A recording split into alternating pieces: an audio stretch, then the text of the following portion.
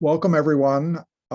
Maybe we'll wait a minute. One of our new board members, Mandee, I don't see here yet, nor Marty Byrne.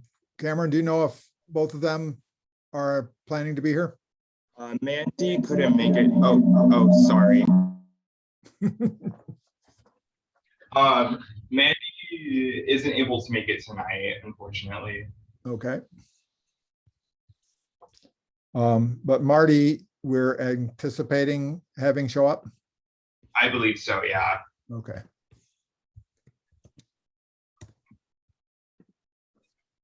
Well,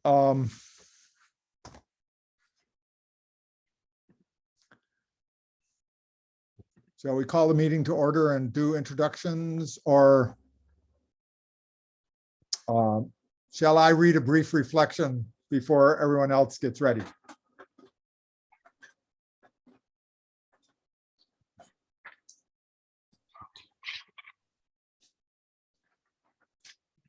How about a reflection? Okay. Well, this is a tradition for those of you new to the tree board, and I'm new as chair, so I haven't done this before, and I'm not sure it needs to be done every week. But 2 weeks ago, I was in the Grand Canyon and was intending a longer trip through southern Utah, and I took with me one of my favorite books of all time, A Desert Solitaire by Edward Abbey, to read in the proper location. How many of you read A Desert Solitaire? Oh, good, phew.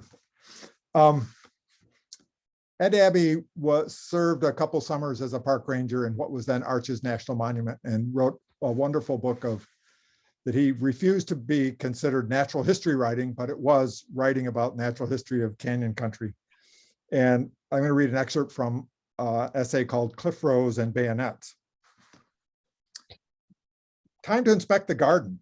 I refer to the garden which lies all around me, extending from here to the mountains, from here to the Book Cliffs, from here to Robert's Roost and Land's End, an area about the size of the Negev, and excepting me and the huddled Moabites, uninhabited. Loveliest of all, however, gay and sweet as a pretty girl, and with a fragrance like that of orange blossoms, is the cliff rose, Cowania stansburiana, also known by the anesthetic as buckbrush or quinine brush. The cliff rose is a sturdy shrub with gnarled trunk and twisting branches, growing sometimes to twice a man's height. When not in bloom, it might not catch your eye, but after the winter snows and a trace of rain in the spring, it comes on suddenly and gloriously like a swan, like a maiden, when the shaggy limbs go out of sight beneath dense clusters of creamy white and pale yellow flowers like wild roses, each with its 5 perfect petals and a golden center. There's a cliff rose standing near the shed behind the trailer, shaking in the wind, a dazzling mass of blossoms, and another coming up out of solid sandstone behind the ramada, 10 feet tall and clothed in a fire of flowers. If Houseman were here, he'd alter those lines to loveliest of shrubs, the cliff rose now is hung with bloom along the bough.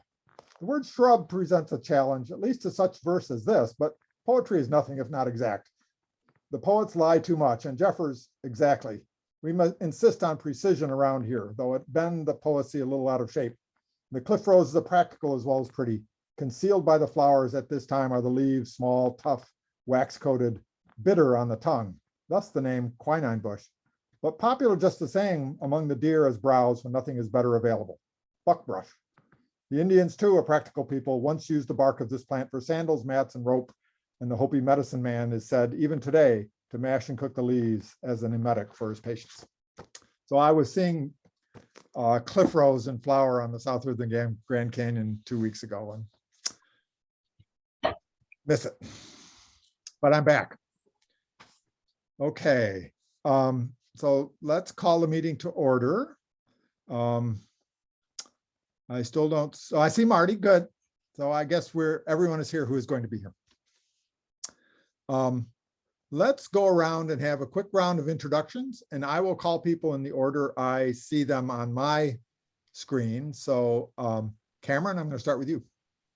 Hi, my name is Cameron Tuck. I'm the assistant planner for the city of Lake Forest Park, and I'm the tree board staff liaison. And are you all alone in City Hall tonight? Yeah. Well, we don't have much of a turnout. That's our hybrid meeting. Yeah. I should say I'm Dick Olmsted. I am newly selected chair of the tree board and probably the second longest serving member after Julia Bent. Harvey, we'll have a formal introduction later, but if you want to just let people know who you are. Yeah, my name's Harvey Harrison. It's nice seeing you guys. I'm the new city arborist for Lake Forest Park. So just got started a little over 2 weeks ago. So right. Larry. Hi, I'm Larry Goldman. I'm on the city council and I'm the liaison to the tree board. Doug. You're muted. Yeah, my screen is telling me that too. I'm the third longest serving member on the tree board, I guess. I'm a former professor of forest ecology at UW. Sandra. My name is Sandra LeVar, and I am one of your newest tree board members. I come from a background of business administration and urban forestry. Thank you. Marty. Hi, I'm Marty Byrne. I've been on the tree board for at least a year now, and I'm interested in the educational opportunities that we can take advantage of. Thank you. Julia. I'm Julia Bent. I am the, I'm not going to say oldest, longest serving member of the tree board. And I've principally been involved with riparian restoration at McAleer Creek and other smaller projects dealing with invasive plant removal, mostly ivy. And then we have some visitors tonight. John, would you introduce yourself? John Brew. I'm with the Stewardship Foundation, and I'm very interested and active in restoration. I've helped on a few tree board projects as well. Thank you. Marie. Yes, I'm Marie Dunn. I am not a member of any board, but I live on 155th here, where there's a couple trees that I know might get cut down, and I'm looking at them right now. So that's just my special interest. Okay, and it might be appropriate to go to Shavik next. Thank you. Hi, everybody. As you guys know, I had raised the issue about these trees last time as well. Looking forward to comment, and we have it's great to see everybody here, Steve, Cameron, everybody who's involved in this. So yeah, nice to meet everybody. Mike. Mike D with the, thank you. Mike D with the Lake Forest Park Citizens Commission. Been attending Environmental Quality Commission tree board meetings since 2015. Thank you. Thank you. Jeff. Yes, I'm Jeff Snedden. I live on 155th Street as well, near where the current tree permit has been granted and appealed. And I'm here to make a couple comments about that and look forward to hearing what else is going on with the tree board. Okay, and Karen? Can you introduce yourself? Karen's iPhone. No. Karen is one of our neighbors as well. She just installed Zoom on her phone. So Okay. I think she might be having some technical difficulties. Okay, thank you. And I'm sorry I missed you, Steve. Steve Bennett, would you introduce yourself? Yeah, Steve Bennett. I'm the city's planning director. Thank you. Okay, so the first thing on the agenda is to approve the agenda. Tree board, Cameron sent this around to everybody yesterday. I hope you've had a chance to look at it. Do you have any alterations or emendations or anything you want to add to the agenda?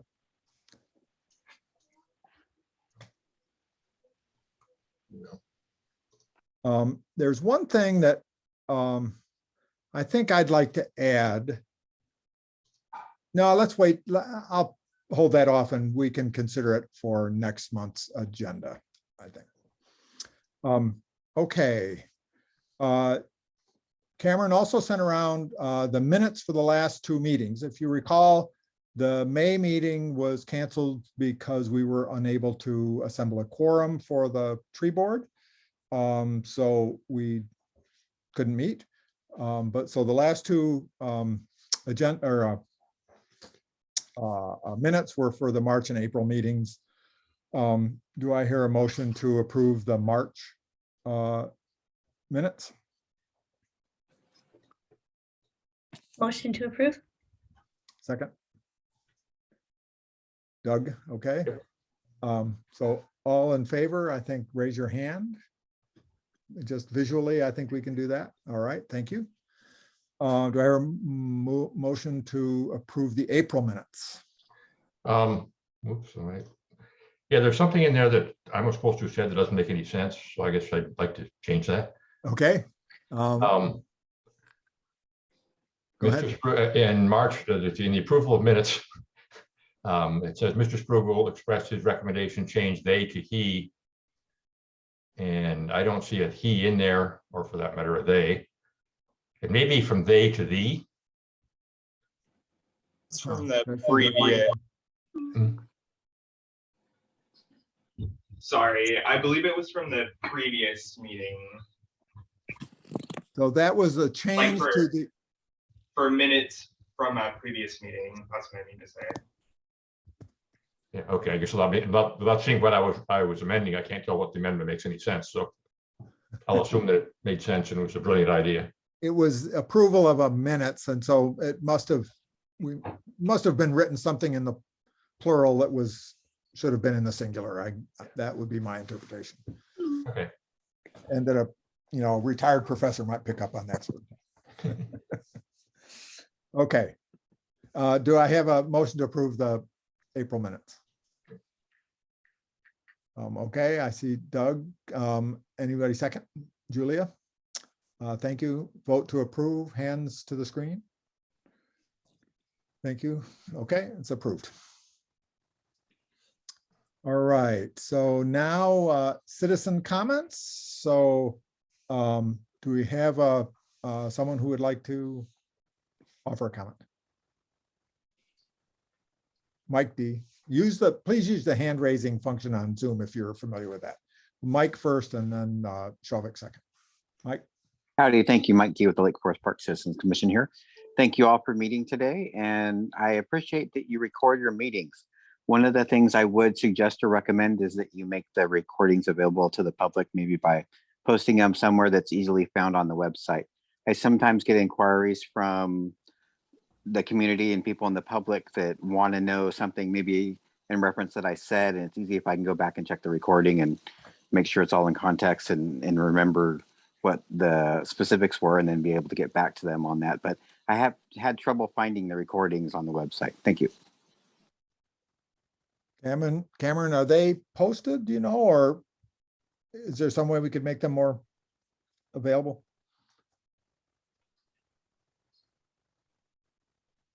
So they're not posted on the city's website. I believe we have, I forget what it's called, but there's a service where we upload planning commission and city council recordings to, meeting recordings to. So I presume it would be uploaded to that page. Is there a way we can have a note to that effect on the tree board page on the city's website so that people could be directed to it? I believe so, yeah. Okay. Well, let's try to make that happen if you could check into that. Is that the AV capture all stuff kind of stuff? Correct. Yeah. Okay, thanks. Okay, Shavik.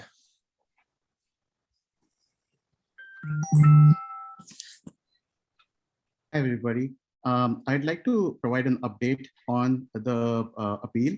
So, and for some folks who are new here, who don't have the context, I'd like to provide a summary too. Now that we have got partial documents from the city's in public records, we have some more context.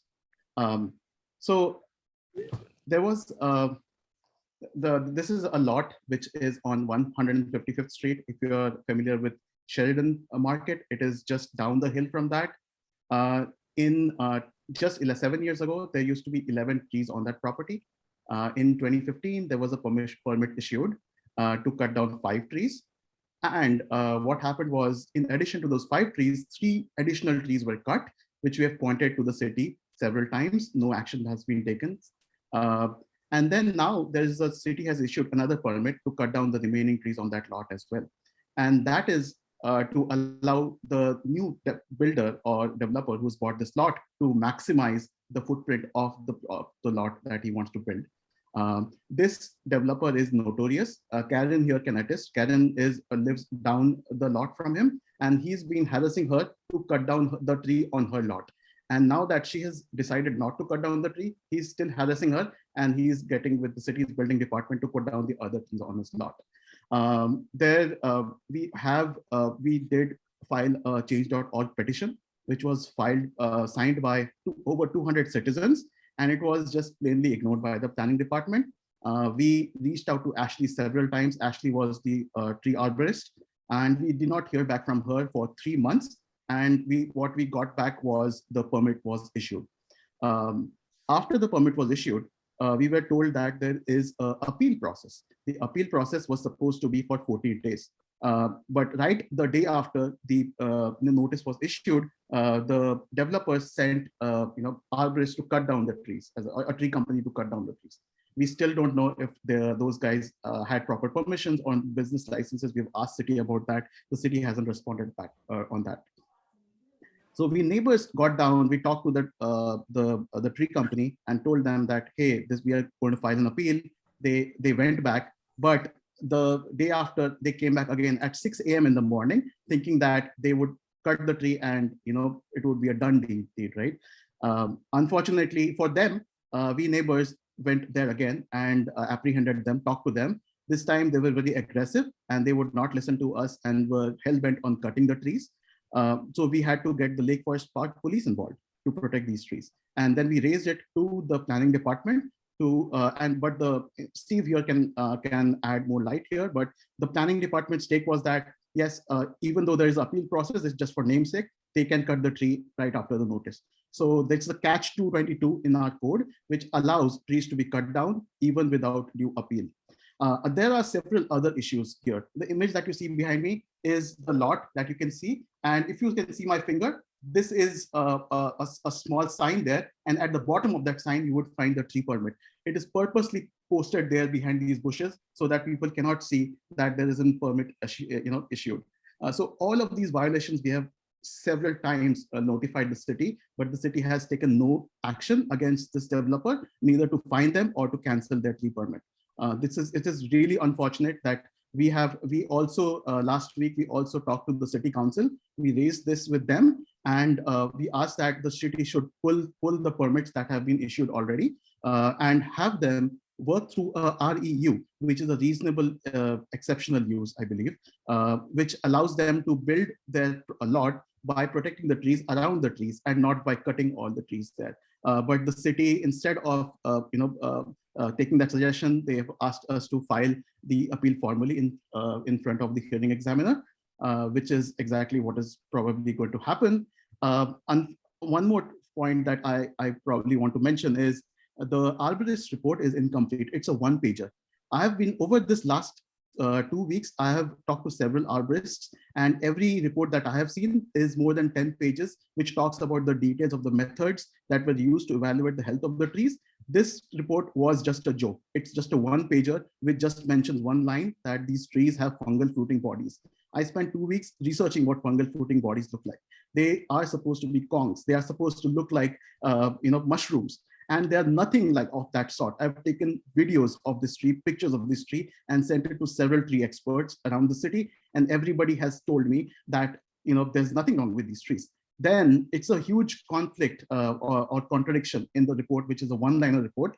And I don't know what to do with this. I heavily suggest our new friend Harvey, who's joined the City Tree Arborist, to please join the effort and maybe visit the lot. I'd be happy to meet with you and go over these trees, and maybe we can do it right this time.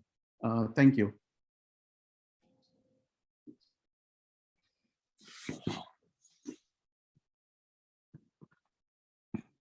Jeff Sneddon? Yes, my name is Jeff Sneddon. I live at 15415 Beach Drive, so I'm just down the hill from the property in question at 3832 Northeast 155th. The permit asked for permission by the property owners to cut down the last two trees on the property. They are a 28-inch, 80-foot Douglas fir and a 29.5-inch, 80-foot deodar cedar. In July, and Shavik mentioned this, in July of 2015, there were 11 trees on the property. One of them happened to be on the joint property between the 3832 and the apartment complex behind. So let's call it 10 trees. And the permit was granted to cut down, and we don't know for sure, it was either 5 or 6 trees. We have a public records request in to determine definitively the answer to that. But the math is pretty simple. There should be at least 1 or 2 more trees on that property. So either there's another permit that was issued by the city to cut down those trees, or those trees were illegally removed. And we don't know the answer to that, but we have, as I said, a public records request in to sort that out. And if so, then there's been a problem there that in the city code, it says that there should be action taken against the property owner for the illegal removal of trees. But be that as it may, and Shavik's pointed out a number of things. We feel we have a pretty strong grounds for an appeal. We have made the appeal. It is in the hands of the hearing examiner. I'm sure there'll be time set for when that hearing is held and so on. So we'll just have to see what happens there. Another thing that Shavik mentioned, and I'll just point out a little more specificity, is that city code has a catch-22. The issuance of a permit, and this is in the city code, to cut down a tree means the applicant can immediately cut the tree down. It also preserves the right for citizens to make an appeal, and it gives them 14 days to make that appeal. Unfortunately, if someone shows up and cuts the trees down, which they can do legally immediately after the permit is issued, and make an appeal, it's pretty hard to uncut down a tree that's already been cut down. And this is a problem in the code. And I would urge the tree board to really get a hard look at this and to remove this really kind of absurd catch-22 here. But all this got me wondering, and I'm a data guy, spent my career in marketing, utilizing data. And I started thinking, how many applications for permits to cut down trees have been made, say, over the last 10 years? How many of those were minor tree permits? How many were major tree permits with development, and how many without development? Those are different categories.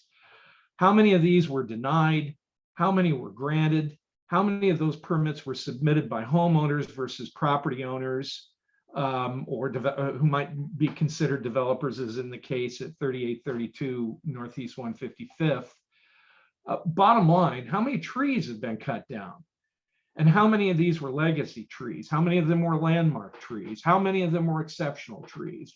Do we have any idea of what the last 10 years has resulted in terms of the legal removal of trees in the city? So my question is this: if the tree board has that kind of solid baseline of information and performance as to what's actually happened, how many trees have actually been cut down in Lake Forest Park, and what type of trees and under what type of permit, it would strike me that that is a really important piece of baseline data that would help you understand and guide your work as tree board members. And again, if you have this information, that's tremendous. I don't know if you do, I don't know if you don't, but I do know if you don't have this information, it would strike me that that's a fundamental piece of information that the tree board should have at its disposal, so that we can make an assessment of what's actually happened when it comes to the removal of trees in the city of Lake Forest Park. So thank you for your time.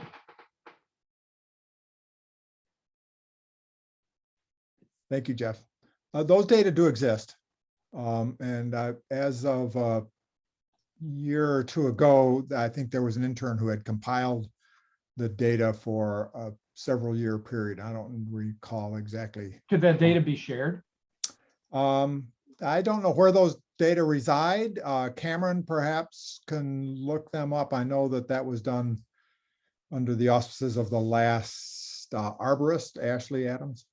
So I would ask Steve this question then. Do I have to file a public records request for that, or would you be able to provide that without the necessity of a public records request?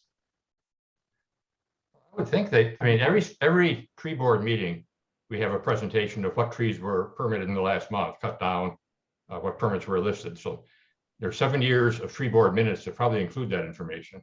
So I don't think it's a matter of going through 7 years of months. It might be, yeah. It's done every month. Well, we I don't have, think we anybody's have, keeping a running total. What we do know is that the forest canopy in Lake Forest Park has been increasing. So. Well, but my question still has to do with trees being cut down. Yeah, but trees are cut down and trees grow. Yeah, but if that's a database or just a bunch of reports over 10 years of individual tree board meetings, is a daunting task to assemble that data. Jeff, if you just want to send me an email requesting that, we can see what we can find. Steve, I appreciate that. Thank you.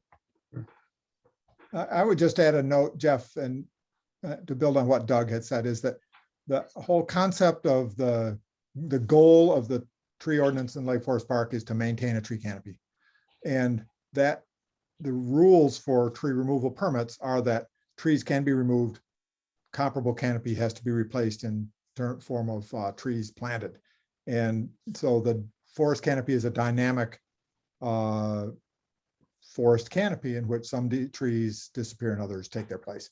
So it's, it's a simple counting of the number of trees that has been removed isn't necessarily an indication of the diminution of the tree canopy. And in fact, we are responsible for doing canopy surveys, and those have shown that the canopy in Lake Forest Park has not diminished over the last 10 years, even though trees have been cut, permitted trees have been cut. Let's see, I had Karen, Jeff, I assume your hand is still up. Why don't you take that? Sorry, I'll take that down. Thank you, Rigo, for entertaining my follow-up questions. Yeah, Sandra, let's let Karen speak first. She had her hand I just up. really quickly wanted to say, Steve, if you could go ahead and include me. I am interested in following up on Jeff's request. Sure. Karen. Karen, can you speak? Can you She's put... muted. Can somebody unmute her, please? Okay, can you hear me now? Yes, thank you. Okay, I've never done this before, so I'm figuring this out. Okay, this guy's the new owner per se. He bought the property as he saw it, and I had some contractors, and they were parked on his not in that there was a certain area of his property where people have parked, and where he too has parked. It's made for someone to park there. And the contractors I had also had worked for me before he bought that property, and they didn't realize that it had been sold. And they parked there again. And I did let them know that someone owns it. And they said, well, there's no one there, and I'm sure they'll let us know if we can't park there. But these people were at my house to kind of give me a more of a backyard, so I have a nicer looking backyard. And then there was an interaction that Eric came in, and he's the one who owns it, and And then he and my contractor, Harry, were speaking, and he said, oh, go ahead, you can park there, no problem. And now he's referring to that incident as he had trespassed on his property. I mean, if you notice the streets here, it's not really conducive for a lot of parking. You know, it's just part of, you know, most neighbors I've met try to get along with one another. That's one thing I noticed with this guy. But so then he started in, he met me and he couldn't wait to start in on me, telling me about my tree is ruining my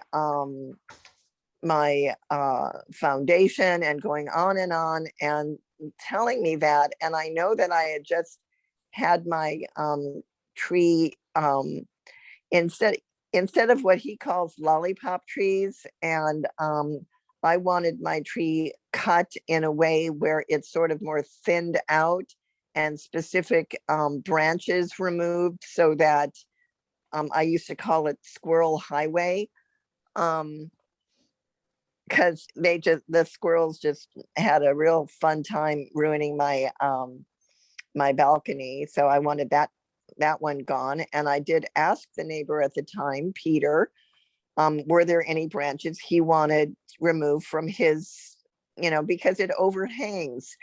And one of the trees that's there now, it's been overhanging on my roof, and I have never complained about it, because last I checked, trees are round and they go over property. You're not going to go and cut off a tree and make it lopsided or damage it so that because it goes on someone else's property. And now Eric is threatening to do that to my tree. He also wrote that he had cut my tree, and I wasn't there. I've been out of town. I had a trip planned, and then I come back and I got sick, but whatever happens always happens at the same time.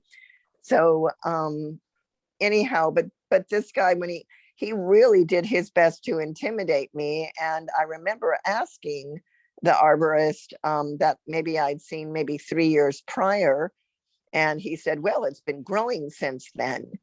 And it doesn't grow that fast, you know? And so he was saying something about, and he just really went on about, and there's a whole bunch of pages that I sent to Shavik about what he was writing to me to discourage me. He wanted me to cut down my tree. And then his offer was to give me 2 fir trees and tell me to put them in my backyard. Well, that would ruin my view. And he was objecting to the fact that my tree was ruining his view, and that he was going to have to get some special kind of, I don't really understand what it is, some special kind of thing to protect my roots from his house. And he didn't want to do that. And he also had to change his floor plan in order to accommodate my tree. And he also objected to the fact that my tree provides shade to his house that he doesn't want, because, well, there's plenty of clouds and shade in Seattle as it is, and he doesn't want more shade. And then he also said that my tree is in the way of his view of the lake with the house he's planning. Well, so he basically bought that, assuming that he had some nitwit neighbor that would just go up ahead and cut down my tree, which is part of my curb appeal. And I remember being so excited to see that I had this beautiful redwood tree if I was to buy my house. And obviously I did. But why would somebody move into a neighborhood and just decide willy-nilly, hey, I have this neighbor here, I'm going to talk her out of, I'm going to talk her into my great idea of giving her 2 trees that are fir trees. And then he went on and on about how he likes young trees. Well, young as a human is different than young as a tree. And my tree is young. It's 80 years old, but that's young for a redwood tree. And then I did get another arborist in, and he told me that maybe I might start having some problems with that tree after about another 100 years.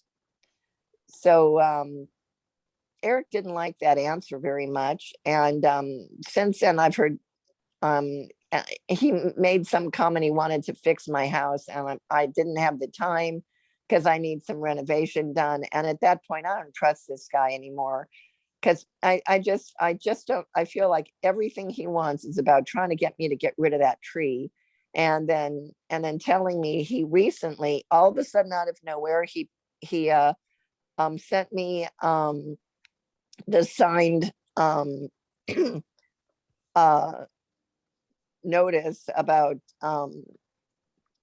the trees, about the appeal coming on, and he saw my address and he said he want and I asked him, why did he send that to me? And it's like, I know I signed that. And I was immediately feeling threatened about something. And then he did let me know that that he's going to have lawyers contact every one of us who signed that. So yeah, that I would call that a threat. And he's going on about how everybody's making something up.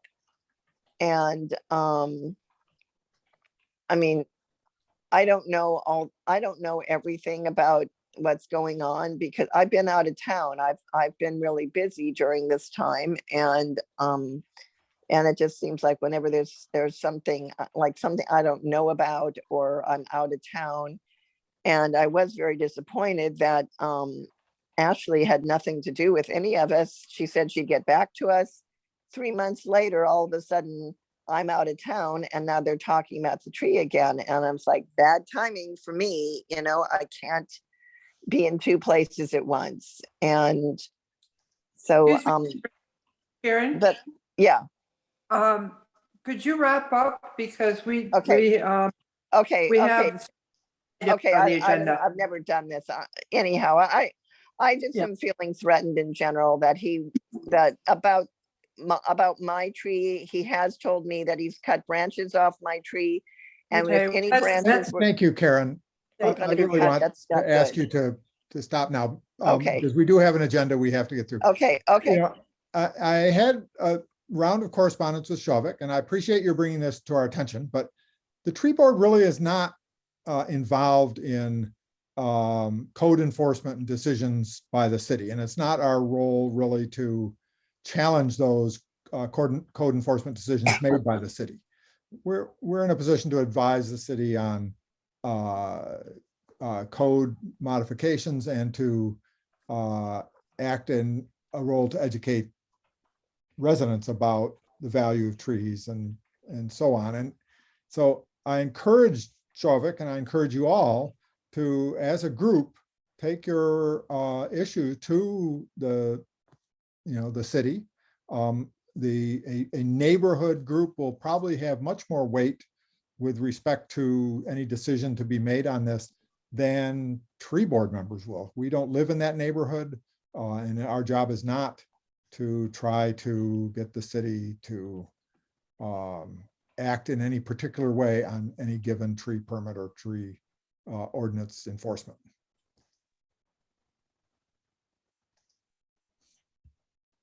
Steve, would you agree that that is a summary of the role of the tree board relative to the city?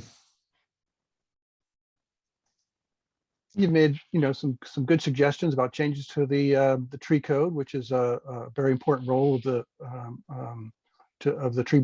changes to the code, which is an important role for the tree board. And the city council has picked up on some other issues, including this one, is considering some additional amendments based on these concerns. I understand from somebody I talked to who is on the planning commission that they are considering taking up issues of reasonable use exceptions with respect to the tree code and other codes, I think, in the city.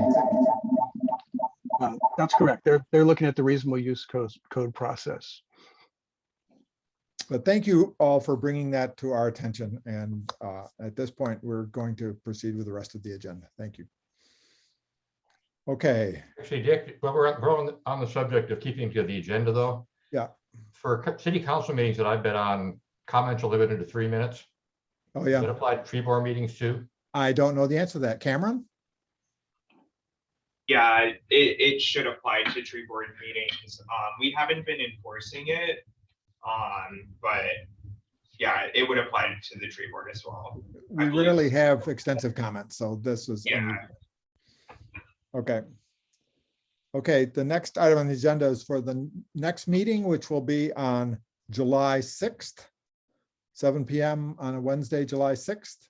The agenda here says it will be held virtually, but I presume that it will be a hybrid meeting again. Is that right, Cameron? Yes, that's correct. Okay. Okay, communication. We have two new tree board members. We met them briefly in the, well, one of them in the introductions at the beginning, but we should offer our thanks to Sandy LeVar and Mandee Kulaga. Mandee couldn't be here tonight, but this brings our board now up to 6. 7 is the city's mandated board size, so we are still, looking to recruit another board member if anybody has somebody who is interested.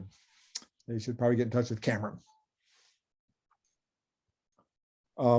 The other new introduction we have is our new arborist. We're so happy to have an arborist again, Harvey Harrison. Harvey, do you want to give just a word about your background and what you've been up to prior to joining the city?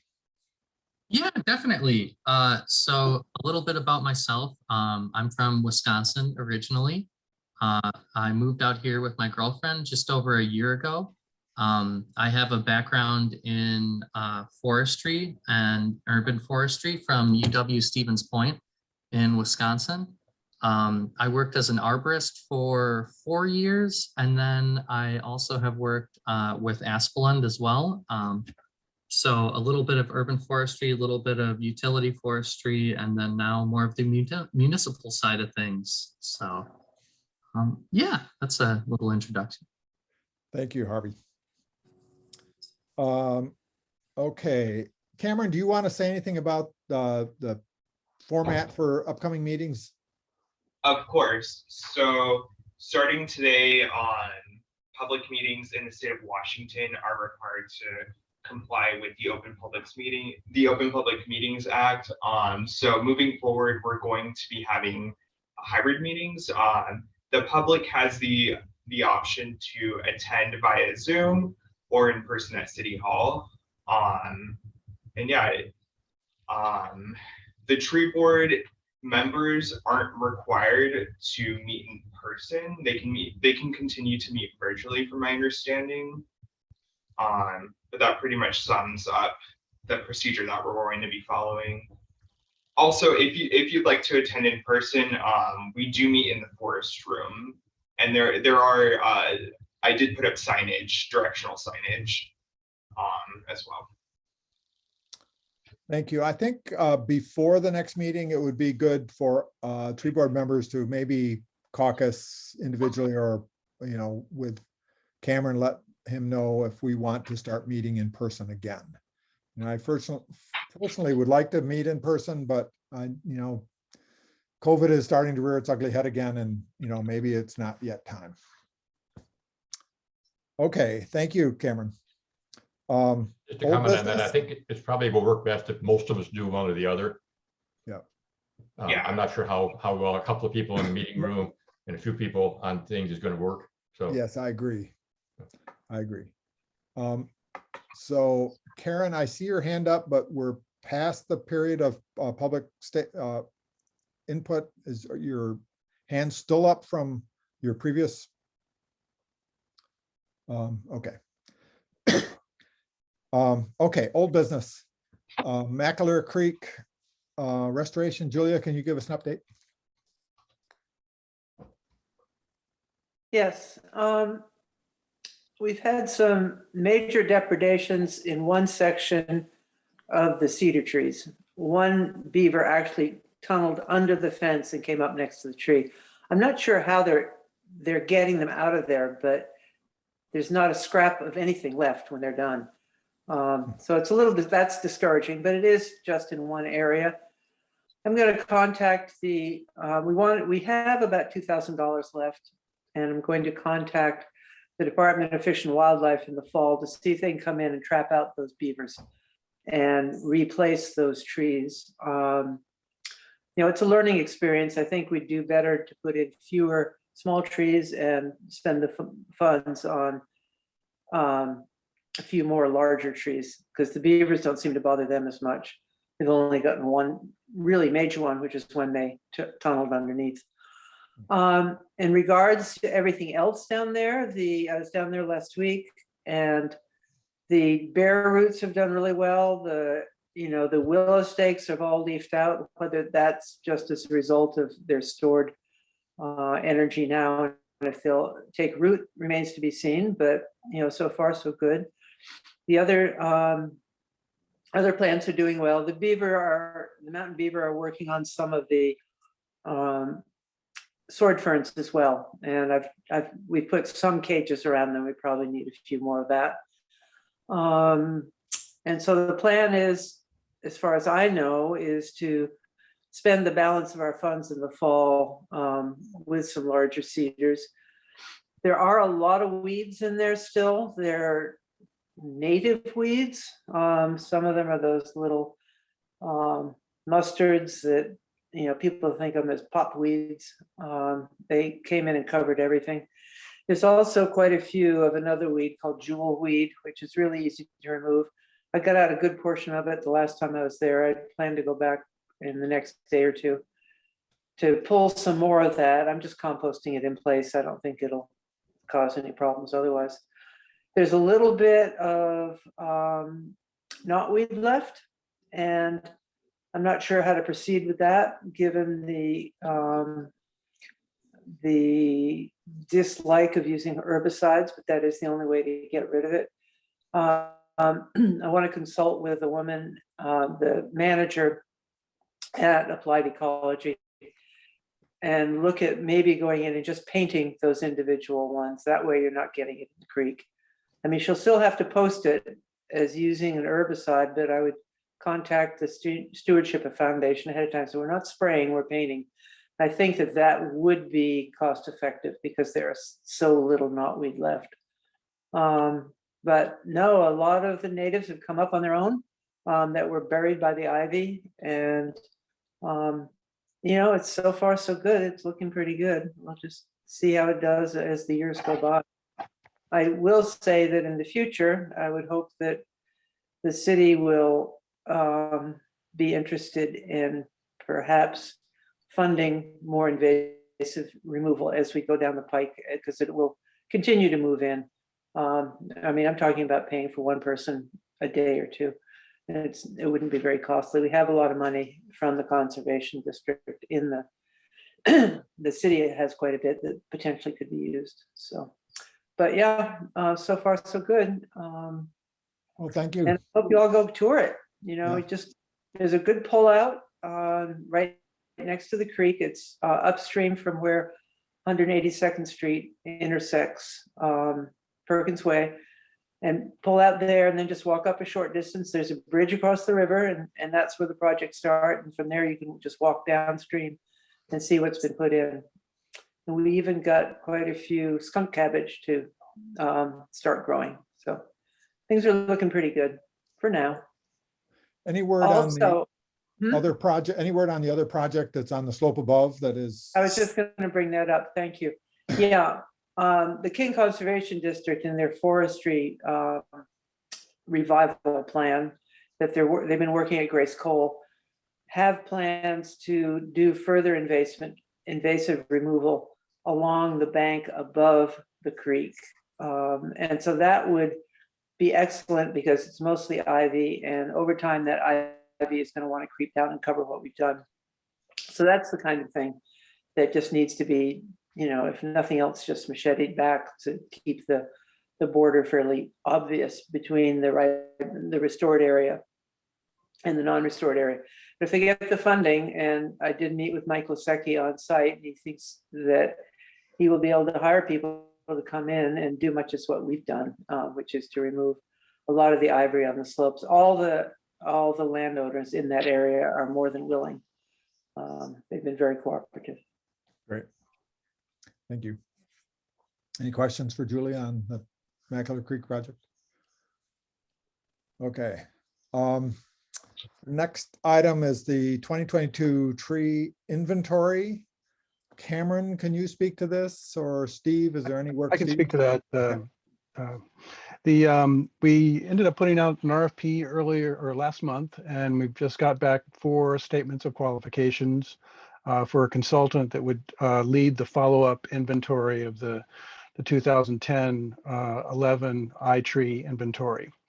And so really the next step would be to form a small committee to rank those 4 statements and then have interviews. So it would be great if the tree board would appoint a couple of members, or maybe 1 member and Councilmember Goldman.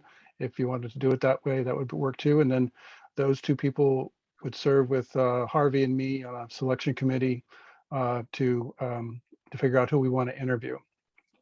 Okay. So go ahead.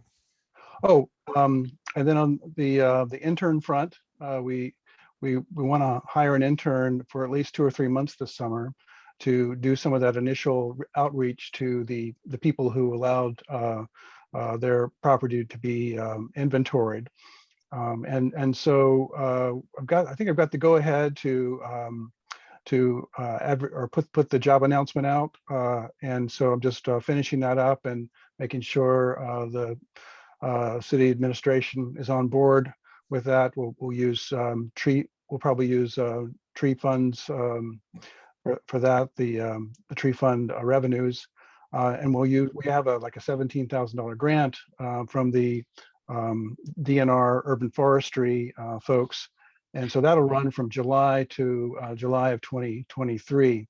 And so that would really go towards paying for the consultant. But yeah, I know it's kind of late to be looking for interns, but if any of you have any ideas about good places to get the word out, I certainly would appreciate hearing about it.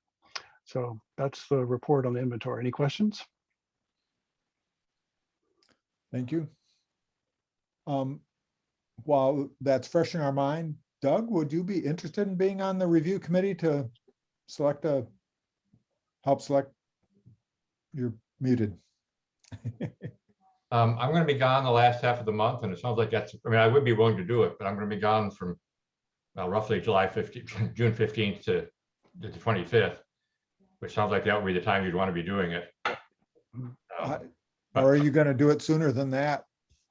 I would like to really get a short list next week. Just we could do that over email probably, but but interviews probably would be the 3rd week in June, earliest best case. If you don't mind splitting the, I'd be happy to look at the applications, but as I say, unless you want me to zoom in from Iceland, I think, which I don't really want to do. So, well, you have to have it at Iceland time too.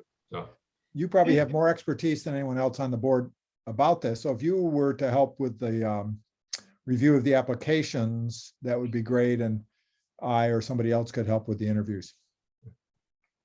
Okay. All right. Thank you. I'll put Doug's name down for that. And Cameron, I hope you've got that too. So we can't let Doug weasel out of it. Yeah, I've got it. That's why the meeting's recorded. Yeah. Well, that's okay. The 2022 work plan.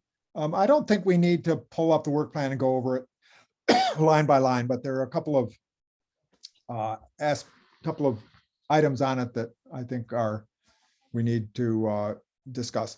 First of all, I met with the I went before the city council in a meeting in late April. So since we didn't have our May meeting, this is the first chance I've had to meet with the tree board about this. And there were 2 things that the council considered. One was the 2022 work plan, and they had a few questions about it, but not very much. I mean, it's a pretty straightforward document that we're required to prepare and present to the city council.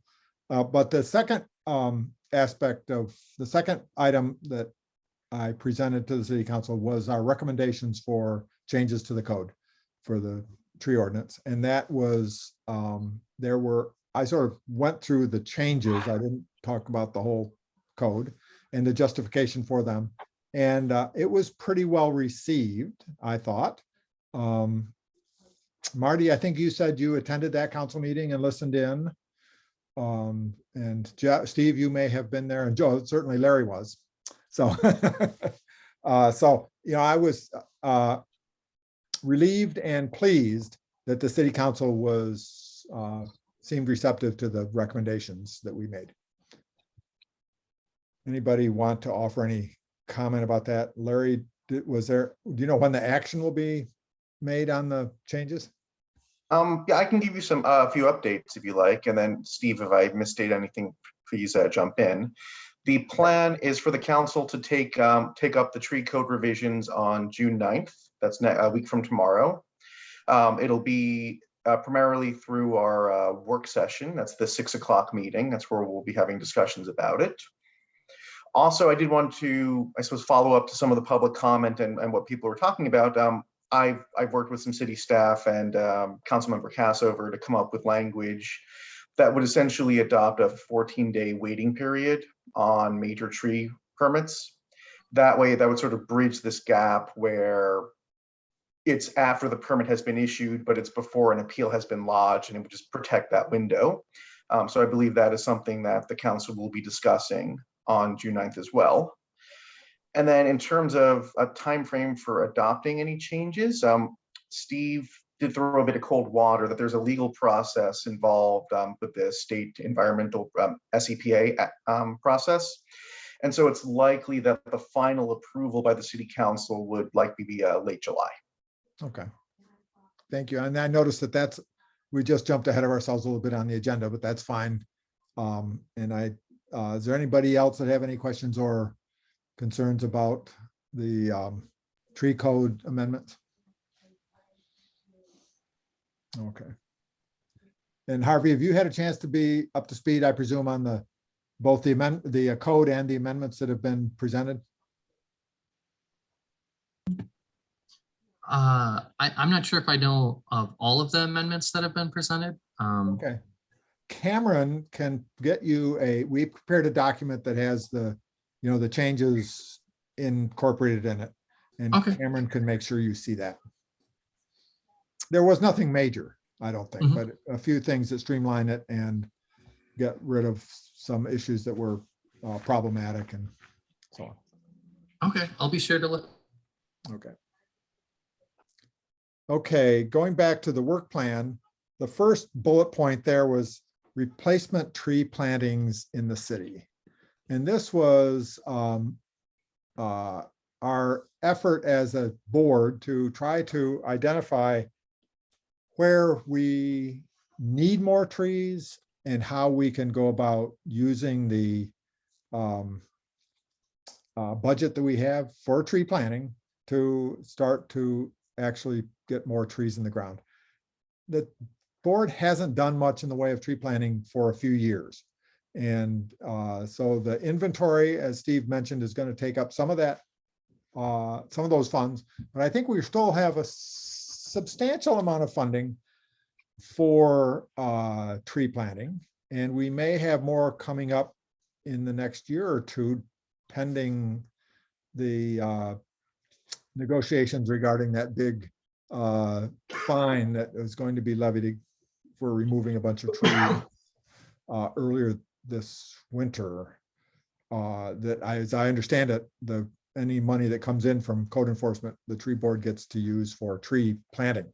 So, even if that fine is cut in half, we're still going to have a lot of money. For those of you who are new on the board, there was a removal of several large Douglas fir trees without permit, and they were turned in, and I think the city has assessed a fine based on the valuation of the trees that is on the order of $80,000.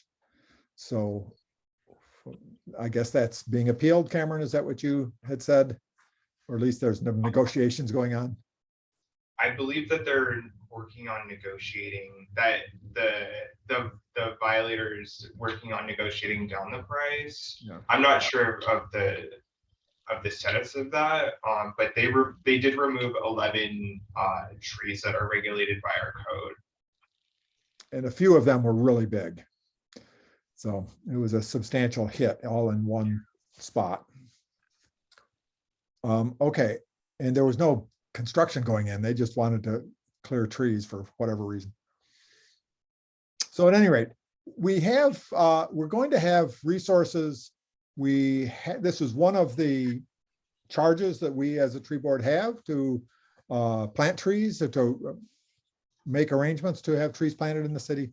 And we should take some effort to do that. So at an earlier meeting when Margaret was chair, she got each of us to volunteer to look at a section of the city to see if we could find space to plant trees. Doug reported back with some things in the area that he looked at. Julia looked at another area, and I looked at an area up in Julia in the south, mine in the north. And we both had a similar experience in that we looked at these areas which the satellite images showed to have very little tree canopy. But when you look, that there is not any public property really along those streets where there's much opportunity for planting trees. But there are people who have lots of open yard space. At least in the area in the north where I went, it's a modestly, probably a modest income area. And my guess is a lot of those people have never done much in the way of landscaping, because landscaping is an expense that is not considered, certainly not a basic living expense. And one thought I had that I ran past Cameron was that maybe we could identify 2 or 3 areas in the city, and over the course of the next few years, do a canvas in that area and offer people free trees to be planted in their yards. So not necessarily along streets, we'd give them flexibility on where they want to plant it, but with the idea that we would, in the process, enhance the aesthetics of their yard and increase tree canopy within those parts of the city. I think that there are 2 or 3 areas where we could probably make a significant impact if we did this. And so I would propose that we, at the next step of this, that we look into identifying an area to do as a pilot and see if we can canvass the area with mailings or with leaflets, flyers or something, and see if we can't start getting trees in the ground sometime, with maybe the target for the fall, which is a good time to be planting trees. What size trees are you thinking of, Dick? These would Sorry, be, Julia's got her hands up too. well, these would be, good nursery stock of trees would be 6-foot trees at the time they're replanted. So these would be expensive trees. Each, probably each tree would be, I don't know what retail prices on trees are these days, but Well, that'd be $100. $75 to $100 or something like that. That's right. Yeah, that's fine. You're not talking about seedlings. We give the seedlings away at the Yeah. fairs and things Yeah, like. You're not talking about that. Okay. No, I'm talking about good sized Serious trees that tree. will add significantly to the canopy in a relatively, short, well, a decade or 2, right? Not just little guys. Julia? Yeah, I don't know how to raise my hand electronically, sorry. The area, just to follow up with what you said, which I didn't mention in my report to you, is that it seemed that the yards were all, they were all well planted, whether it was with shrubs or trees. There wasn't a lot of bare lawn in the Yeah. area that I was in. So just, But they didn't have I'll check it canopies. again, with that in mind, but But- I didn't really, there were a lot of big trees there that were in people's yards. Yeah. In part of the area. Now that very new area, which was redeveloped where the Elks Club used to be right along 145th, the developer did a good job of putting in trees all over the place. They're not conifers, but they are appropriate for the setting where there are so many townhouses there. Mhm. So I was impressed with what they'd done. I thought they did a really good job. Well, certainly the area I reviewed up in the north or northwest part of the city, there were a lot of open yards and not a lot of shrub and tree planting. And I think that in some of those cases, there would be people who'd be happy to have a tree. Marty, your hand's up. Yes, my comment would be, we're going to discuss this, I think the letter that you and Bryn created, but it kind of goes along with that. I think if we're going to suggest to homeowners that they plant trees, we need to give them some information on how to do that and how to maintain them. People may not plant trees because they don't know how to do that. We have people planting sequoias in animal acres, for example. I mean, it's like, I've noticed that. so well, what we would do is we would buy the trees. So Right. we would have trees that would be suitable and, have maybe a few species that they could select from. right, but you still Give need them to guidance for planting and maintenance. Yes, when I've looked at other cities' websites regarding their tree inventory or their tree processes, they all have really robust educational sections. And I think my suggestion would be that we develop that along with a program to give away free trees. Mm-hmm. Yeah, good. Good idea. So the other area that I had identified that I thought we should look into, and I asked Cameron to look into this, but I'm not sure he's had time to do it yet, is the Horizon View Reservoir. If you look at satellite view images of Lake Forest Park, there's really two big empty places, one of which is the town center, which is all paved, and the other is the Horizon View Reservoir, which is a huge expanse of unplanted, untreed sod. Julia. I have investigated that. I mean, it was years ago when I was first on the board. They don't want any trees there. And are you talking about within the fence or outside the fence? Yeah, well, there is limited opportunity outside the fence, but within the fence is sort of what I had in mind. Yeah, I have also been in conversation with the North Shore Utility District across the street from the reservoir, which is just up from where I live, asking them, would they put in some trees? And they did a whole bunch of work last winter. They redid their fence, they moved their fence out, and they don't want a lot of big trees because they want a clear sight line to the reservoir in case anyone's doing some sort of malfeasance.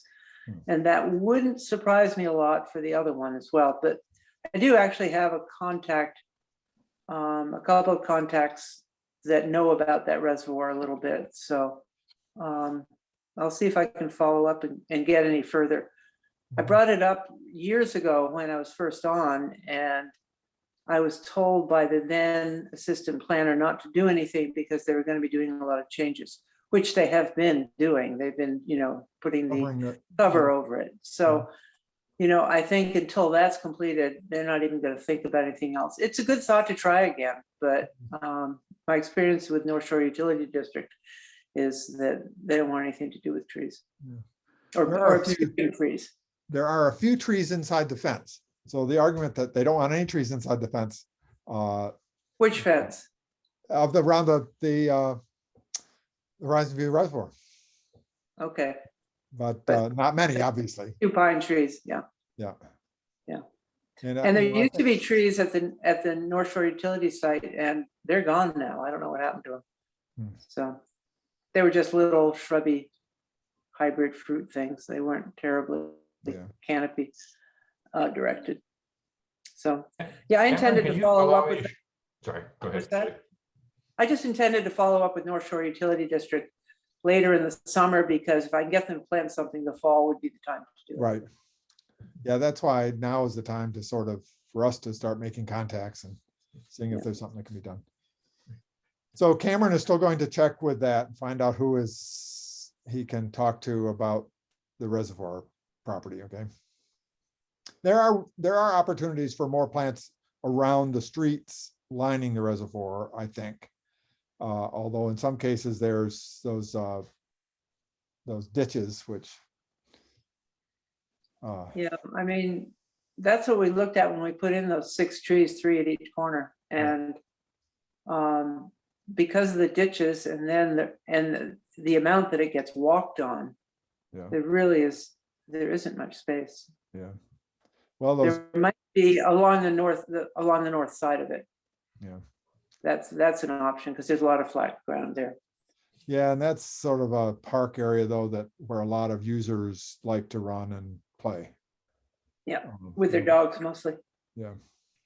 Okay. Cameron, can you allow me to share my screen? Sort of for the benefit of the new members, including Harvey, I'd like people to know what we have as a map of the canopies.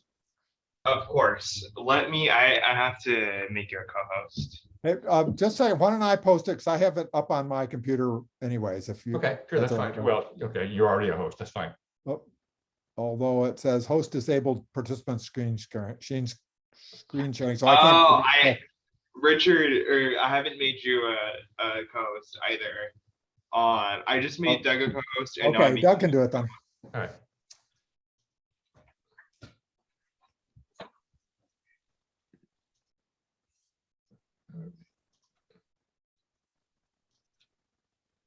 Can everybody see that? Coming. Yes. Okay, so this is the map that the LiDAR tree survey created in 2016 that basically shows where the canopy is. Now here's the reservoir you're talking about. This gives us a good idea. You know, you can look at places where there don't seem to be a whole lot of trees and places where there really not very much to be done by planting more trees. So this is a piece of information that we have.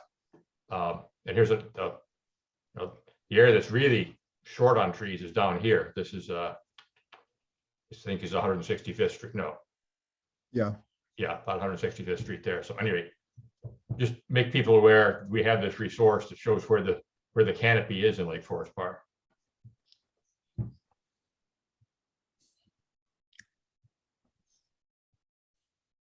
Thank you.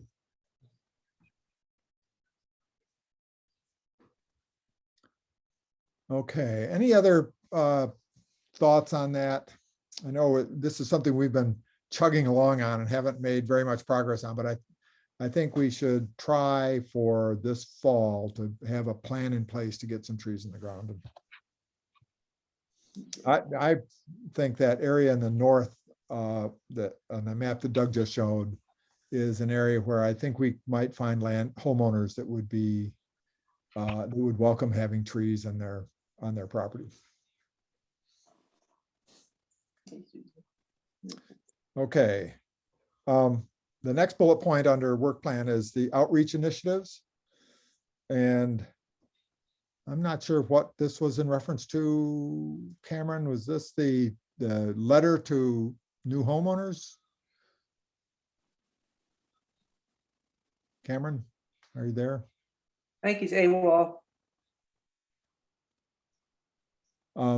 He did send in the email that he sent to board members on Tuesday, there was a draft letter that we had been working over with input from the Stewardship Foundation as well, that we want to start distributing at some point to new homeowners.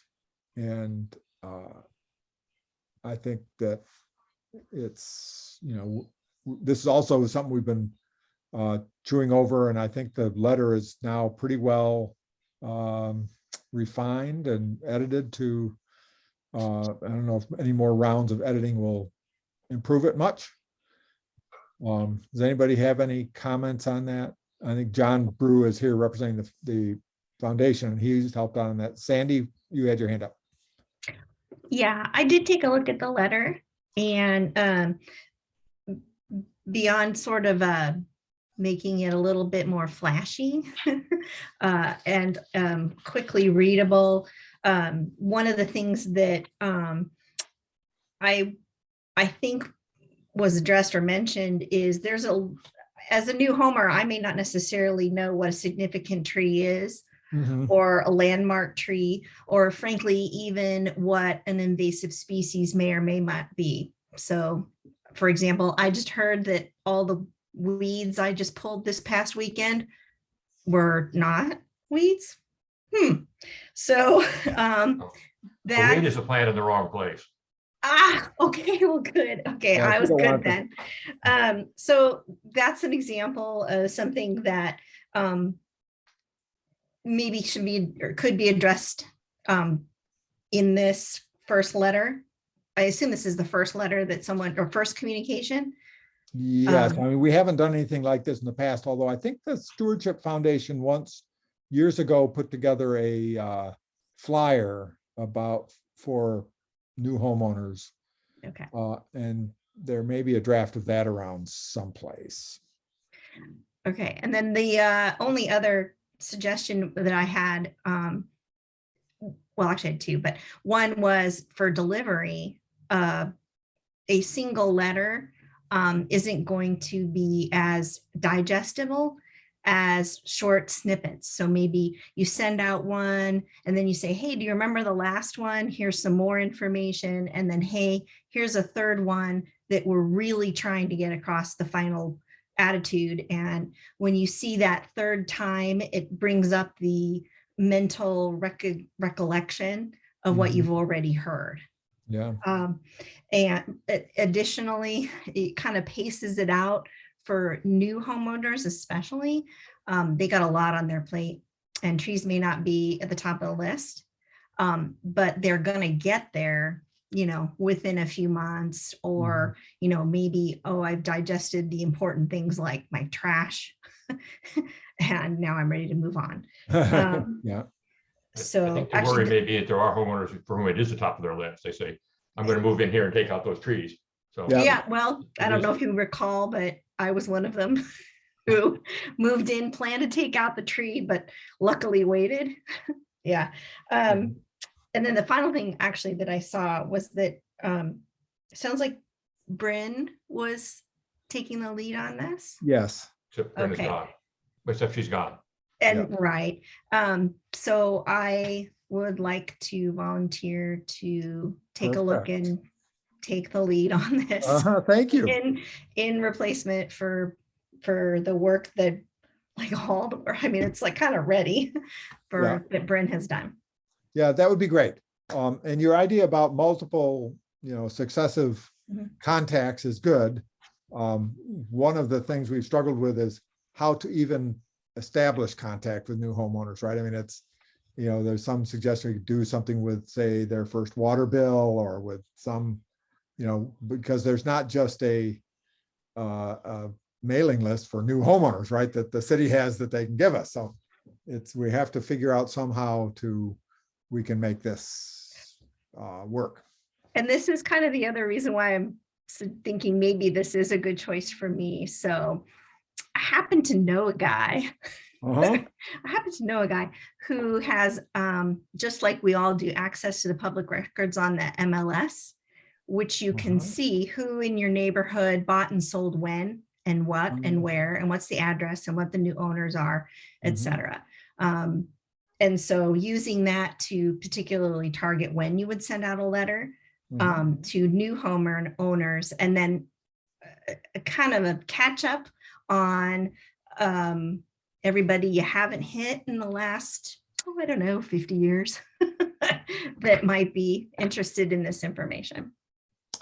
Yeah, I mean, I think our initial goal was the new homeowners because they are coming into the city, don't know the ordinance and don't know what the norms are around trees and things. Most of our residents that have been here long enough, at least for the last 6 or 8 years, and we're here through the brouhaha over those properties where every tree, shrub, and blade of grass was removed, are aware, I think, of the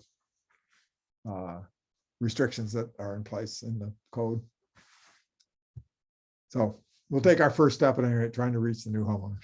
Yeah, and you can do that through that MLS list. Yeah, that would be great. So, and the date. I mean, it has a date on it. That's all you know is address and the date and a name. Marty. Yeah, this is one of the places where I was thinking that we should beef up the educational information that we have. We say a lot about caring for trees and their benefits and all that, but we don't give any direction as to how to do that. And that's what I would like to see included in this, and the changes made to the city website where the trees information is listed. So Sandra, I'm happy to work with you on that if you want to collaborate at some level. Absolutely. A couple other things. I don't think we should include a short list of well-behaved trees. That's where we need a link to our tree list that's on the website. Yes, I agree. And then, yeah, and we should not include any version of the tree ordinance in there. People can find that on the website. We could provide a link to that, but that's not the first thing you want them to look at. No. So, I'm not so sure about that, though. I had a couple of reactions to this. Besides, it's really wonderful that Brent did it. I think we could be a little less encyclopedic about the advantages of urban forest. It's just a long list. And somebody was, I think it was Sandra was saying, you know, we don't want to wear people out. Maybe we don't need all 10 different reasons why trees are wonderful, maybe 5 or 6. Yeah. But then I would also, I think that where it says understanding the laws that protect our urban forests, I would say go ahead and bring the hammer down. You can't cut a tree without a permit. yeah, For example, I'm not saying, yeah. I'm not normally saying responsibility that necessary to entirely. get it, because they may not look at the next one. So Yeah. if Right. we're going to be contacting, let's tell them, hey, you need a permit. Oh, yeah.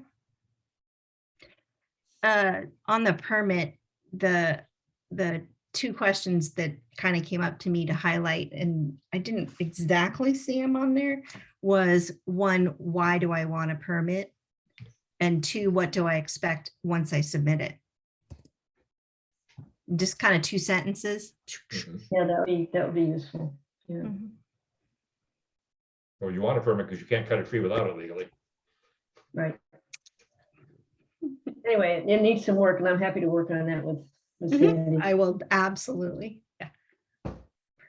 And I guess the other question that Bryn left there too. Does the city arborist actually help people who have diseased trees? Or you kind of have to get your own private arborist for that?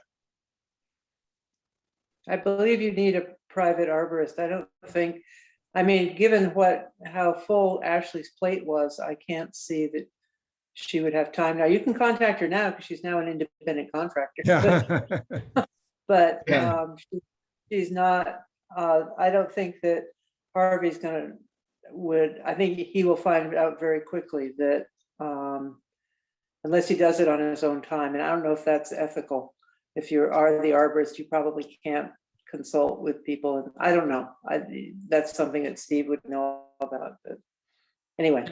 That's my understanding as well. I'm not, they're not coming to me with just issues about trees, just the general public. I mean, I'll answer them if they ask me if I'm by them, but that's not really my main task. Yeah.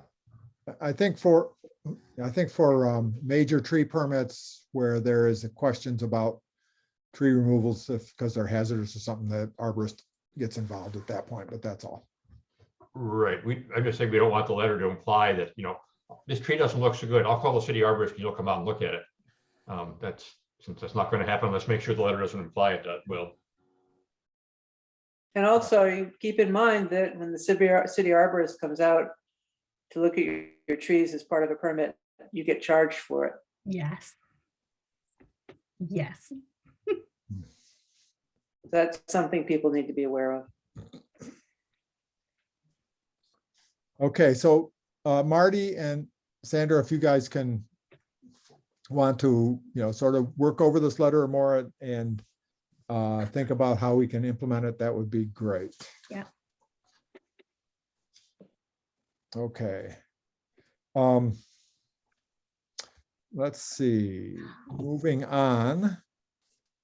The approval, review and approval of the annual report. Was this one of the, yeah, so this was one of the documents that was shared by Cameron in his email the other day. Cameron, can you put that up on a screen share? Of course, give me 1 second. At the last meeting in April, we took a look at this and asked for some suggestions for what additions might be made. And I took note of them and we revised this and added a couple of things that the tree board had done in 2021 that had been left off this first draft report.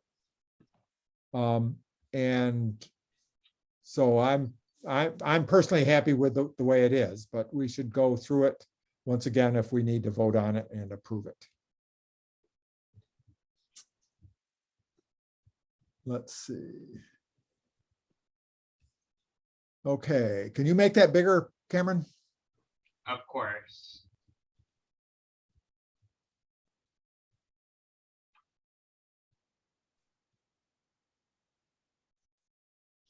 Okay, thank you. So I mean, I think the introduction is straightforward. Membership on the board is as of last year. So there's going to be a lot of turnover, but that's what that's about. Just keep scrolling down and let's see what the accomplishments that we had. We had the Champion Tree Contest, which Margaret handled, and that was sort of an Arbor Day event last year. Keep going.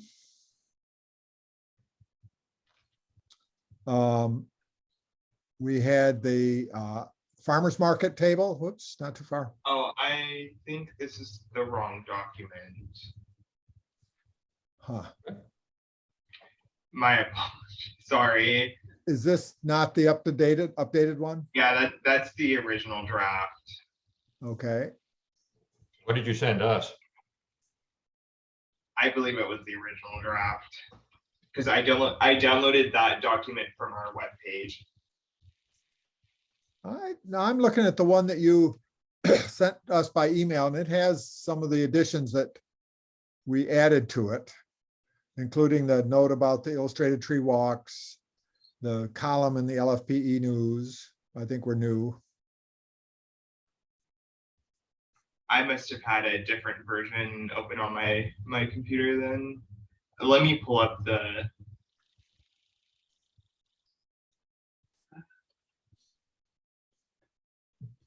Well, he's doing, I think it looks real nice. It makes us sound quite impressive. Well, one very, very tiny thing. For some reason, illustrated tree walks to Lake Forest Park isn't underlined and the other things are. oh, okay. Purely.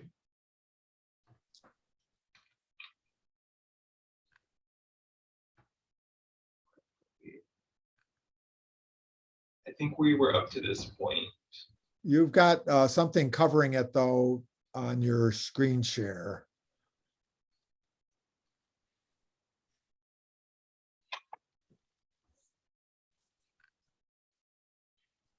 I believe. Is it visible? I can see it. Oops. What? Yeah, are you on the Okay. wrong tab? Yeah. Oh, there we go. I got it. I had something covering it. Okay. Wait, no, I don't.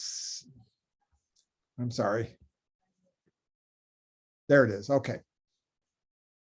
So the Champion Tree Contest that we did, I've been trying to scroll through it, but I can't control it. So A very tiny thing. Big leaf is one word. There's no hyphen in big leaf. Yes, that's right.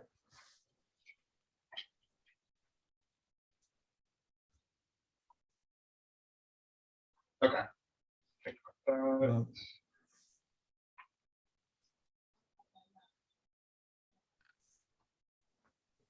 I have a suggestion for the market event. I would call it market booth event rather than tabling event. Yeah.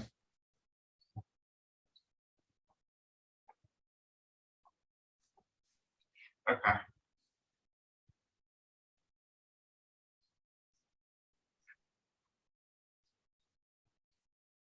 And the McAleer Creek project is listed. Hold on, one more thing back on the marketing thing. I don't think you want a hyphen between 40 and yards because that means you've got a 40-yard long waste bag and that's too big to go in the trash can. It says 40 hyphen Yes, yard. you're right. Right. That's larger than a standard waste bag. No, that's pretty big yard waste bag. That's what you need for Ivy. It's a 40-yard. Remove that waste. hyphen, Cameron. Okay, I got the, 40 bags, right? Not, no hyphen, they're not. yeah, no, I see it. I didn't catch that. Or if you like the hyphen, you should put it between yard and waste.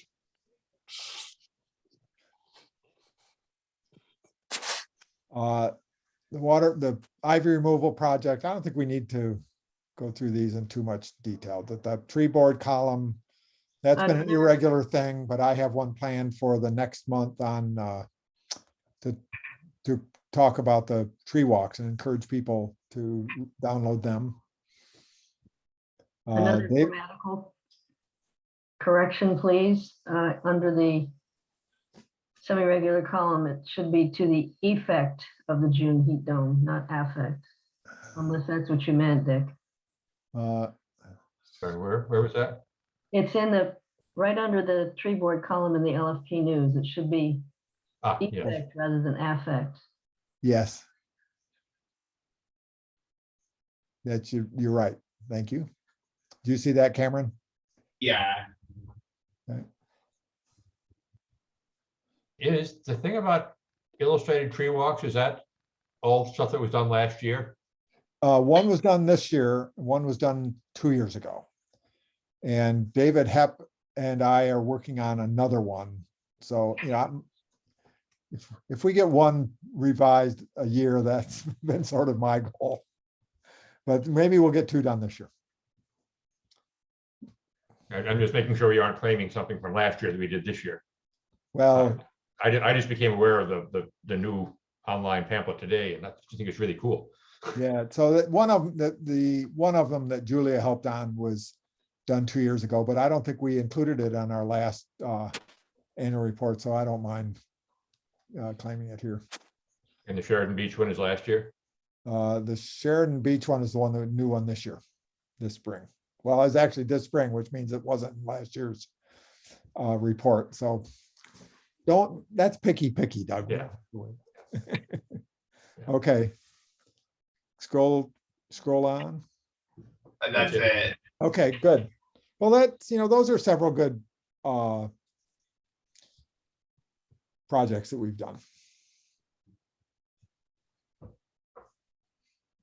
Okay.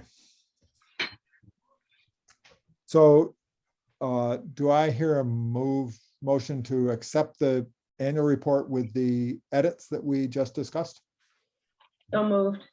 Okay, and a second? Doug, thank you. Okay, all in favor, raise their hand. Aye. Me. Okay, done. Now let's move on to new business. 2022 Arbor Day event. We're a little behind on this, but we had, you know, reasons why things just didn't get happening over the winter. We had a lot of turnover on the board and other things that were going on. But I met with Cameron and Harvey on Tuesday, I guess it was just yesterday, to look at a site to do a tree planting down near City Hall. We looked at a couple of sites. One was where the willow tree came down that's out on the sidewalk to the north of the City Hall building. And the other is along Balfour Way by the bus stop where a big birch tree was removed a couple of years ago. And I don't think we decided necessarily on which one to site to plant in, but both of them I think could use trees. And I thought that the one by the bus stop might be a good place to do a Arbor Day planting because lots of people stand there. As Harvey pointed out, it will one day provide shade for people waiting at the bus stop and so on. Julia, I see a hand. Which bus stop, northbound or southbound? So southbound. So it's right By next to the the bank? bank drive-through there. The bank, okay, gotcha. There, if you look, there's some conifers that are north where the Ballinger comes in. And then there's one big tree right behind the bus stop, but then there's quite an open spot there where there was a big birch tree, that's probably 18 inches diameter at the base, that got diseased and was losing limbs a couple of years ago, and it was removed. So I don't know If I may interject, yes. fine.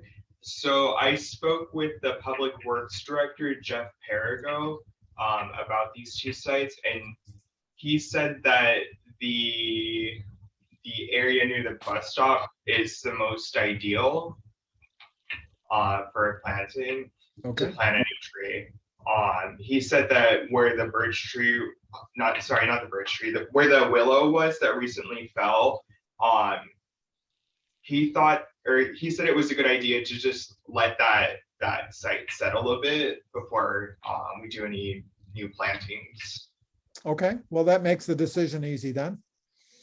And I guess one of the questions we had is whether the city wants to put up any signage indicating that this was an Arbor Day tree planting. Steve, do you know if that has been done in the past, or if that's anything that either permanent or temporary signage would go up with it? Cameron, do you have any idea? I believe in the past, yeah. I can't think off the top of my head of any specific examples. I mean, even if it were a temporary sign that went up next to the tree when it was planted, that would stay up for a year or something like that, that would be a nice, just to let people know that this was, a city Arbor Day event. Okay, so we'd like to do that. Before you pick that spot, we should be absolutely sure the tree is not going to be brought right down again when they put in the BRT, the bus rapid transit. Because they might be moving the bus stop. Now, who knows what they're going to do in it, but that's very, very close to where they might be doing some modifications for the BRT. And it would really look bad to have our tree taken down by the. Yes, Cameron, could you look into, see if they know at this point what the right of way is and what, I mean, if they're taking that down, they would be taking a lot of trees down along there, which maybe they are, I don't know. But because there's already several trees that would be in the same distance back from the street along there. I think Councilmember Goldman has something. You have a hand up, Larry? Yeah, I just wanted to add on to what Doug just said. Another city project is pedestrian, either an overpass or an underpass that would connect the Burke-Gilman Trail with City Hall. And I think that's also worth, trying to pin down where that might go to make sure that the tree is not going to be in the way of the overpass. Okay. But I imagine the Public Works Director can provide some information on that as well. Okay. I'll let you check on that, Cameron. I was hoping we could get this done sometime before the end of June, before it gets too hot, and tree planting is appropriate. But since it's our 2022 Arbor Day and we're already a month or more past Arbor Day, it would be nice to get something done. I'm not sure we need to have much of a celebration. I think we just have somebody out there to ceremonially dig the first shovel and put a sign up once it's planted. That would probably suffice. We can get a picture for the e-news or something.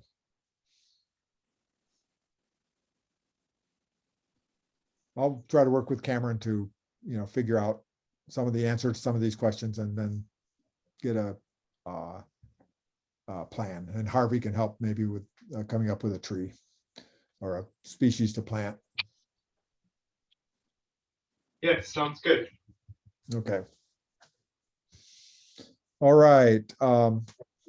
Illustrated tree walks. This is really more of an announcement than anything else that for those of you who haven't looked, you might want to download them. We designed these to be, they're in PDF format. They're downloadable to like a smartphone or something so that somebody could walk the route and have the directions for the walk and the photo images of most of the trees that are identified in the description, not all of them, so that someone, when they're doing the walk, they could see the trees. The old pamphlet was nice, but it just was a description of the trees. And for people who don't know trees, it would be tricky for them to know, which tree is actually being referenced in the description as you go around. And so adding the color photos, I think, is helpful in making it downloadable for, handheld devices. Okay, well, we're coming to the end of our new business, and the last point is one that we need to take up as a tree board. I'm the new chair as of this month is my first meeting as chair, with Margaret having stepped down. But we need to have a vice chair, someone who can chair meetings if I can't make a meeting or something like that. There isn't a formal commitment of succession involved in this, although I think it has been in the past, the vice chair who steps into the role of chair. I don't know if we have bylaws or something that describes that. Cameron, do you know if there's any commitment involved here?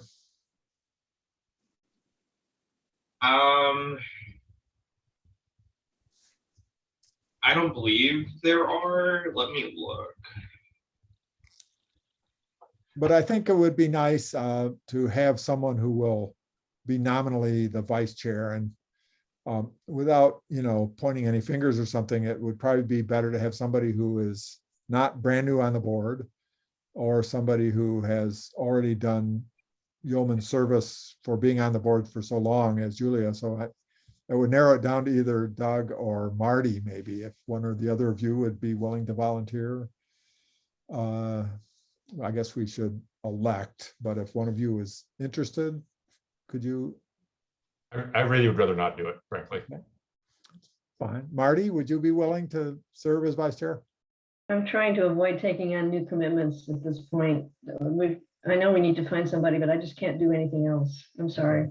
It probably won't entail having to actually do anything unless I can't show up at a meeting. But, I'm not going to, force anybody's hand here. And it's been vacant. We haven't had a vice chair for quite a while now. So, Julia? Perhaps one of the new members, after they've been on the board for a few months, would be willing to step in. Yeah. Margaret stepped in as chairman or chair In her first year. in her first year. So. Yeah. Okay, well, let's table that for future. Okay. Well, that is all of our new business and reports and announcements. Frontlines, Cameron, what do you have? I don't think I have much, to be honest. I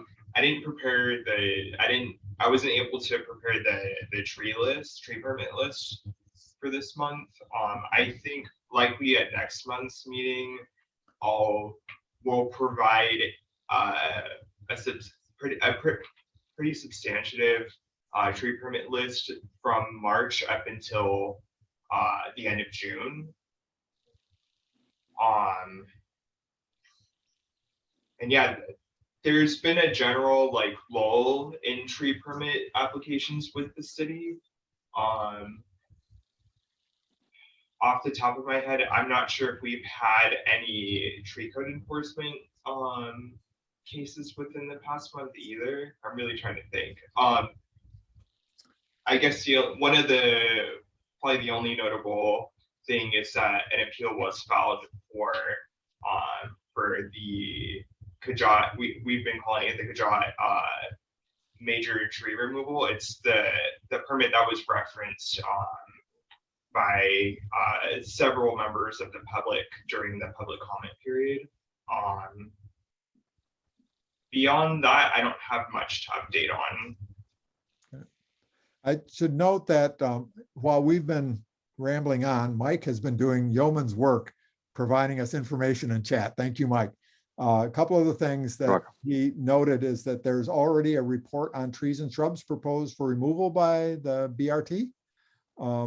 If someone could find that, that would be good to see if it includes the trees adjacent to where we plan to plant a tree. And if so, then maybe we shouldn't plant there. But if not, then I think we could go ahead. Mike also brings up the commission's sort of rules on leadership, what the vice chair's role is, and that each commission should have a chair and a vice chair. Are we a board or a commission? Does it make any difference? Is that word interchangeable in how these You're- rules? You're a board, but they use the same rules for boards and commissions, pretty much. Yeah. And it says if no chair or vice chair are elected by March 31st, the mayor shall select a chair and appoint that person. So we can just blame it on the mayor that we don't have a vice chair. How's that? No, we should select a chair before, or a vice chair before too long. Okay. Do we have anything else that we need to consider tonight, or that would like to have on the agenda for the next meeting? Larry, you have your hand up.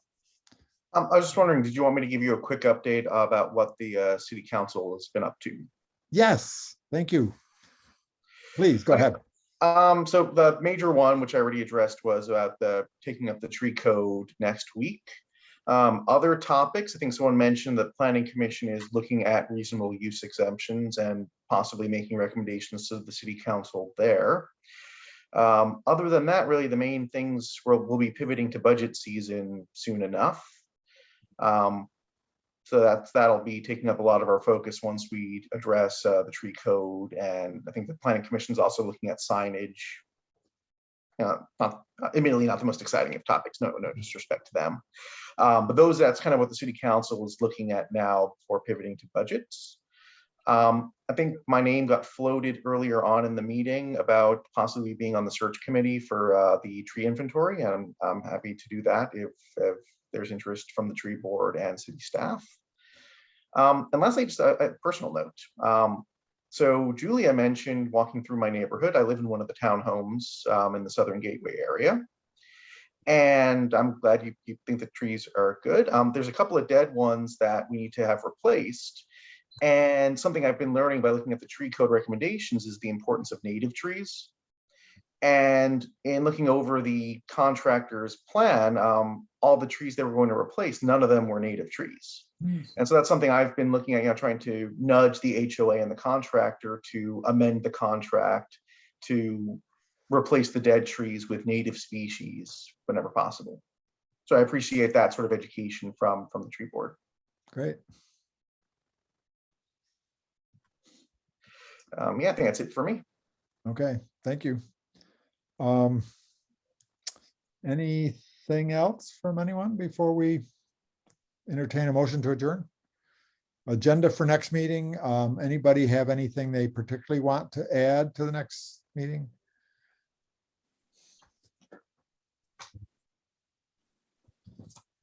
Okay. Mike D, he sent a chat out earlier about the LFP farmers market. Oh, yeah. And the tree board potentially having a booth at one of the summer dates. So I think that might be something good to discuss at the next meeting. Yeah, the last year we were on the last week or next to the last week, I think, of the farmers market. And as I understand it, we were offered a booth because by then things are winding down and the booths were not all being filled by vendors.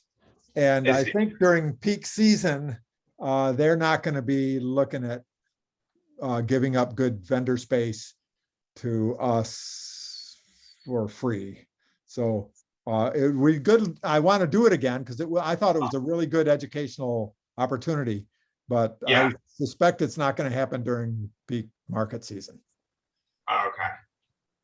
Yeah, that does make sense. Marty? I was just going to suggest that we look to, like September, maybe a booth in September, because that's coming into a good time to plant trees. So that would be a good time to do some education about that. So we don't have to do it in July or August. September or even early October might be useful. And I think last year they gave us a few weeks of options. Yeah. And we chose one based on people's availability to participate. Yeah. So I agree, fall is a good time to do that. Okay. One thing I think I'd like to have a discussion on is, what is the role of the board with respect to controversies over individual permit applications? And, as I mentioned, I had a thread of correspondence with Shavik, and, it was respectful, but it was clear that Shavik thought that we as tree board should be out there advocating for trees, and in this case, against the city's decision to grant a permit. And I didn't feel like that was the board's role in this. I mean, we advocate for trees, but I don't think it's our job to contradict the city's in code enforcement and planning team. So Shavik, I hope you understood my point with respect to that. It sort of, by keeping that independence, it gives us a little more of a role in education and advice and consent rather than enforcement.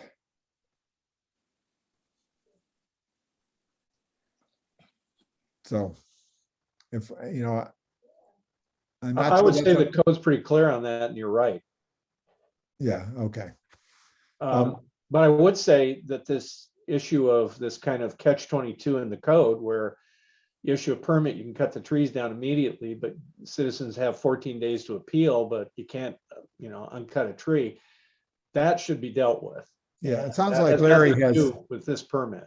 yeah, it sounds like Larry's has that on his agenda for the council.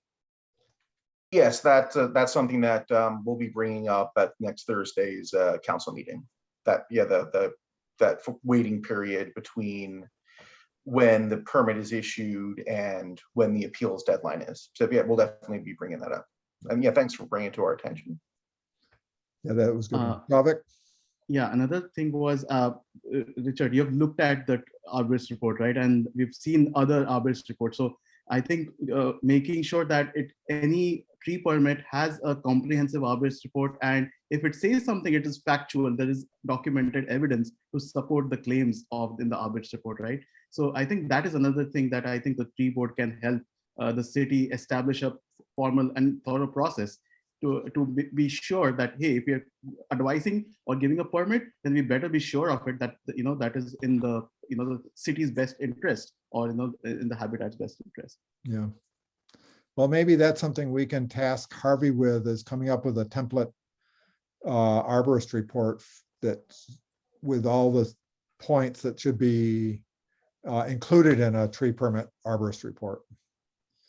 I'm not sure that there has been any consistency in that in the past. I mean, minor tree permits don't even require an arborist report.